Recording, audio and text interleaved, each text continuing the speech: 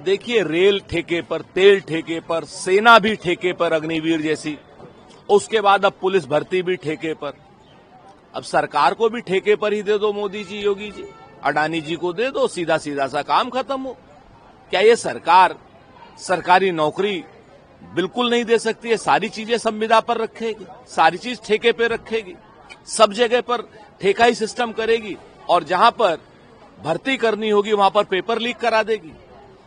ये विश्वासघात है जनता के प्रति भी, ये विश्वासघात है बेरोजगारों के भी प्रति। इसका खामियाजा उत्तर प्रदेश की भारतीय जनता पार्टी की सरकार और केंद्र की सरकार को भुगतना पड़ेगा। आदरणीय योगी जी, बेरोजगारों की आह मत लीजिए, वरना वो कबीर का दोहा है ना कि मुई खाल की श्वास से सार भस्म हो जाए। बहुत दुखद घटना है उस बिल्डिंग में आग लगना। 41 हमारे देश के सपूत वहां पर उन काल कवलित हो गए हैं। सरकार को चाहिए कि उनके परिवार को पूरा का पूरा समर्थन दे, और 2 लाख रुपए से कुछ नहीं होगा।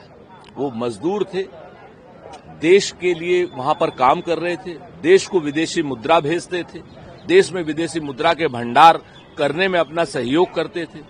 उन लोगों को कंपनसेशन 2 लाख से कहीं ज्यादा होना चाहिए। मैं 2 करोड़ तो नहीं कहूंगा, लेकिन हां, उनका कंपनसेशन सामयिक होना चाहिए। 2 लाख रुपए आज की डेट में कुछ नहीं होते हैं। मोदी सरकार से हमारी अपील है कि उनका कंपनसेशन बढ़ाया जाए।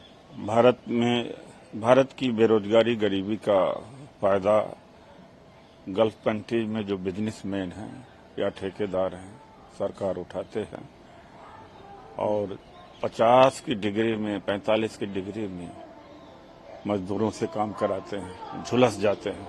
मजदूरों की बड़ी बुरी कंडीशन है, और जो 40 लोग खत्म हुए हैं, हम उनके लिए भावभीनी श्रद्धांजलि अर्पित करते हुए सरकार से मांग करते हैं कि 2 लाख नहीं, कम से कम 20 लाख कंपनसेशन देना चाहिए। और गल्फ कंट्री में जो हमारे माइग्रेंट लेबरर्स यहाँ जाते हैं, वहाँ की सरकारों से बात करके कोई एग्रीमेंट तैयार करना चाहिए।